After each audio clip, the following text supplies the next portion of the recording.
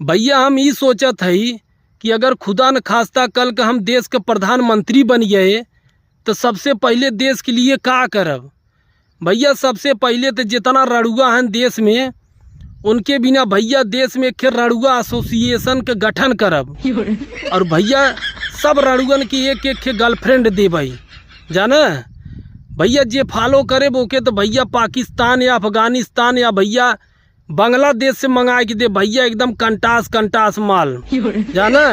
सीमा हैदर भैया ओकरे आगे चाय कम एकदम पानी लगी ऐसन माल देवाऊ।